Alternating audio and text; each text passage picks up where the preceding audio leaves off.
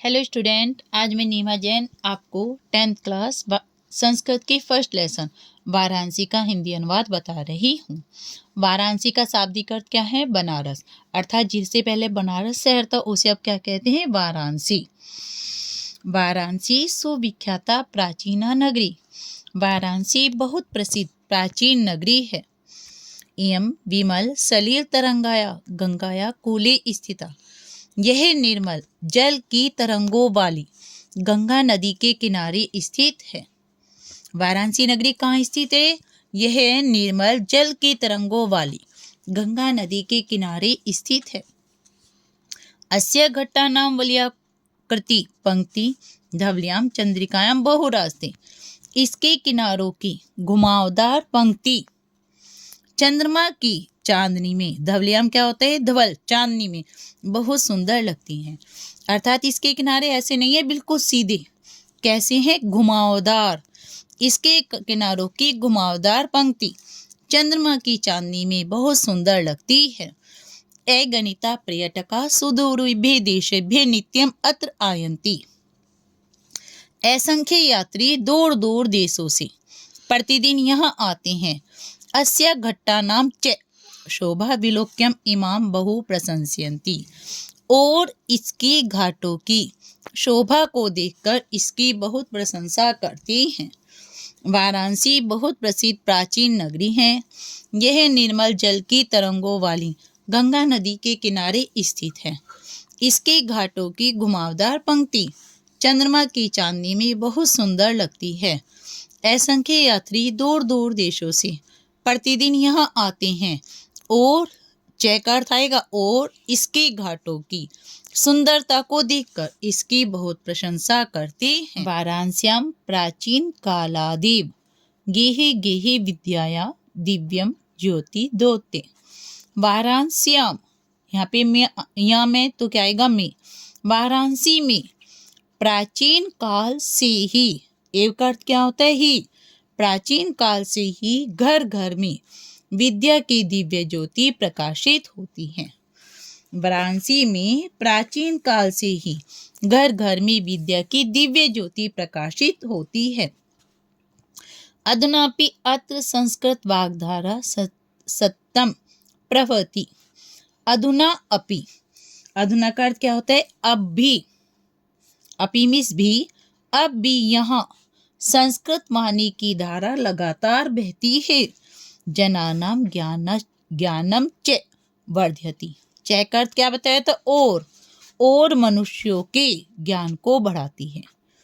अब भी यहाँ संस्कृत वाणी की धारा लगातार बहती है। वाणी की धारा का मीन्स हो गया संस्कृत भाषा का ज्ञान लगातार बहता है और मनुष्यों के ज्ञान को बढ़ाता है।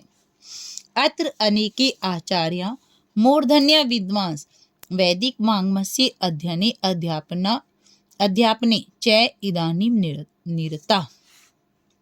यहाँ अनेक आचार्य, मूर्धन्य कहते उच्च कोटि के विद्वान, वैदिक वाङ्मयस्य वैदिक साहित्य के अध्ययन और अध्यापन, अध्ययन मीन्स पढ़ना, अध्यापन मीन्स पढ़ाना, में निरंतर लगे रहते हैं।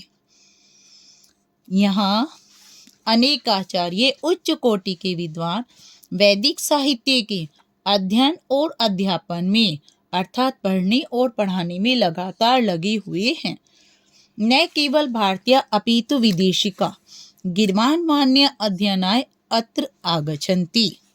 न केवल भारतीय बल्कि विदेशी भी संस्कृत वाणी की, संस्कृत भाषा के अध्ययन के लिए यहाँ आते हैं। गिर्वाणमान्य कहते हैं देववाणी।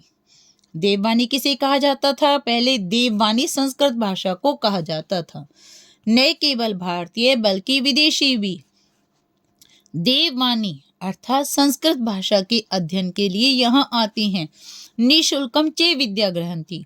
और निशुल्क, निशुल्क कहते हैं फ्री में, विद्या ग्रहण करते हैं। अत्र हिंदू विश्वविद्यालय, संस्कृत विश्वविद्यालय, काशी विद्यापीठम इत्येते त्रय विश्वविद्यालय सन्ति। यहाँ हिंदू विश्वविद्यालय, संस्कृत विश्वविद्यालय और काशी विद्यापीठ, ये 3 विश्वविद्यालय हैं। येषु नवीनां प्राचीना च ज्ञान विज्ञान विषयानाम अध्ययनम प्रचलित, जिनमें नवीन और प्राचीन, नवीन का मीन से नए, चय का अर्थ और लगेगा, और प्राचीन का मीन से जो प्राचीन समय से हैं, ज्ञान विज्ञान के विषयों का अध्ययन चलता है। एक बार समझ लीजिए, वाराणसी में प्राचीन काल से ही घर घर में विद्या की दिव्य ज्योति प्रकाशित होती है। आज भी यहाँ संस्कृत वाणी की धारा लगातार बहती है और मनुष्यों के ज्ञान को बढ़ाती है। यहाँ अनेक आचार्य, उच्च कोटि के विद्वान वैदिक साहित्य के अध्ययन और अध्यापन में लगातार लगे हुए हैं। न केवल भारतीय बल्कि विदेशी भी गिरवान संस्कृत भाषा के अध्ययन के लिए यहाँ आते हैं और निःशुल्क विद्या ग्रहण करते हैं। यहाँ हिंदू विश्वविद्यालय, संस्कृत विश्वविद्यालय, काशी विद्यापीठ, ये 3 विश्वविद्यालय हैं जिनमें नवीन और प्राचीन ज्ञान विज्ञान के विषयों का अध्ययन चलता है। नगरी भारतीय संस्कृति संस्कृत भाषायाश्च केंद्र स्थलम अस्ति। यह नगरी भारतीय संस्कृति और संस्कृत भाषा का केंद्र स्थल है। केंद्र स्थल मीन्स मुख्य बिंदु, मेन पॉइंट। इत ए संस्कृत मागमस्य संस्कृतिश्च आलोके सर्वते प्रसरते है। इत एव यहीं से संस्कृत साहित्य और संस्कृति का प्रकाश चारों ओर, सर्वत्र कहते बेटा चारों ओर फैला। यहीं से संस्कृत साहित्य और संस्कृति का प्रकाश चारों ओर फैला। मुगल युवराज दाराशिको अत्र आगत्य भारतीय दर्शन शास्त्राणाम अध्ययनम अकरोत्। मुगल युवराज जो थे दाराशिको, उन्होंने यहीं आकर भारतीय दर्शन साहित्यों का अध्ययन किया। मुगल युवराज दाराशिको ने यहीं आकर, अत्र आगत्य यहाँ आकर, भारतीय दर्शन शास्त्रों का अध्ययन किया। शे तेषां ज्ञानेन तथा प्रभावती अभवत्। वह तेषां ज्ञानेन उनके भारतीय दर्शन शास्त्रों के उनके ज्ञान से इतना प्रभावित हुआ, यत मीन्स की, तेन उसने उपनिषदाम अनुवाद फारसी भाषायाम कारिते, उसने उन उपनिषदों का अनुवाद फारसी भाषा में करवाया। उनके देश में कौन सी भाषा जानी जाती थी? फारसी भाषा। तो उन्होंने जो भारतीय दर्शन शास्त्र के जो उपनिषद थे उनका अनुवाद फारसी भाषा में करवाया। यह नगरी भारतीय संस्कृति और संस्कृत भाषा का केंद्र स्थल है। यहीं से संस्कृत साहित्य और संस्कृति का प्रकाश चारों ओर फैला। मुगल युवराज दाराशिको ने यहाँ आकर भारतीय दर्शन शास्त्रों का अध्ययन किया। वह उनके ज्ञान से इतना प्रभावित हुआ कि उसने उन उपनिषदों का अनुवाद फारसी भाषा में करवाया। यम नगरी विविध धर्मानाम संगम स्थली। यह नगरी अनेक धर्मों की संगम स्थली है। संगम स्थली का अर्थ होता है मिलन स्थान। महात्मा बुद्ध, तीर्थंकर पारसनाथ, शंकराचार्य, कबीर, गोस्वामी तुलसीदास, अन्ये च बहवे महात्मा ने अत्र आगत्य स्वीयान् विचारान् प्रसारयन्। महात्मा बुद्ध, तीर्थंकर पारसनाथ, शंकराचार्य, कबीर, गोस्वामी तुलसीदास और अन्य बहुत सी महात्माओं ने यहीं आकर अपने विचारों को फैलाया। न केवल दर्शनी साहित्य धर्मी अपितु कला क्षेत्रे अपि इयं नगरी विविधानां कलानां शिल्पानां च करते लोके विश्रुता।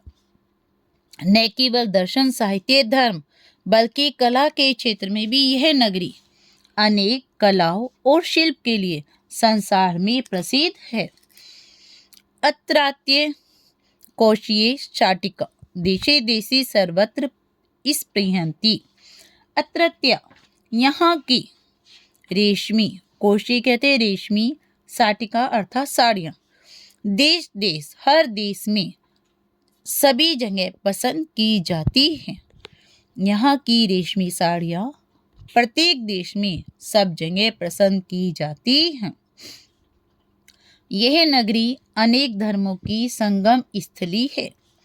महात्मा बुद्ध, तीर्थंकर पारसनाथ, शंकराचार्य, कबीर, गोस्वामी तुलसीदास और अन्य बहुत सी महात्माओं ने यहाँ आकर अपने विचारों को फैलाया। न केवल दर्शन, साहित्य, धर्म बल्कि कला के क्षेत्र में भी यह नगरी विविध कलाओं के लिए और शिल्प के लिए संसार में प्रसिद्ध है। यहाँ की रेशमी साड़ियाँ प्रत्येक देश में सब जगह पसंद की जाती है। प्रस्तर मूर्ति प्रथिता, जहाँ की पत्थर की मूर्तियाँ भी प्रसिद्ध हैं। इयम निजाम प्राचीन परंपरा इदानीमपि परिपाल्यते, यह अपनी प्राचीन परंपरा का आज भी पालन कर रही है। इदानी मीन्स इस समय भी पालन कर रही है। तथैव गीयते कवि भी, इसलिए कवियों के द्वारा गाया गया है। इसका हिंदी अर्थ देखिए, यहाँ की पत्थर की मूर्तियाँ भी बहुत प्रसिद्ध हैं।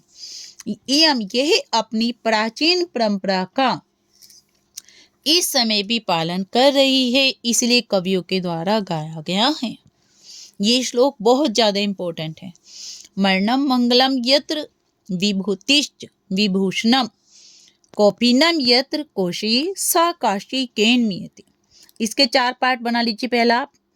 पहले मरणम मंगलम यत्र, मरणम मीन्स मरना, मंगलम मीन्स मंगलकारी, यत्र मीन्स जहाँ, जहाँ मरना भी मंगलकारी है।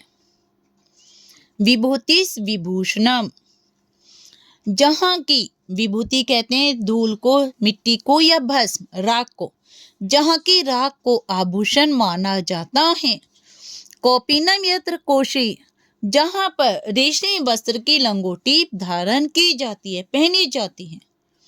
जहाँ पर लंगोटी ही केवल क्या है, रेशमी वस्त्र है।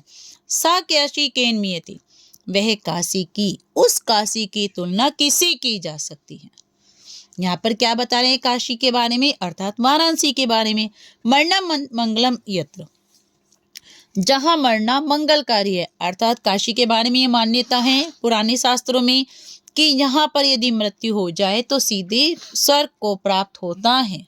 जहाँ मरना मंगलकारी है, जहाँ की राख को आभूषण माना जाता है, जहाँ पर रेशमी वस्त्र ही, लंगोटी ही, जहाँ पर केवल रेशमी वस्त्र है, उस काशी की तुलना किससे की जा सकती है। आपको वाराणसी बनारस पूरे पाठ का हिंदी अनुवाद बता दिया गया है। यदि कुछ समझ में नहीं आ रहा है तो आप कमेंट बॉक्स में लिख करके पूछ सकते हैं, और यदि अच्छा लगा है तो चैनल को लाइक और सब्सक्राइब अवश्य कीजिए।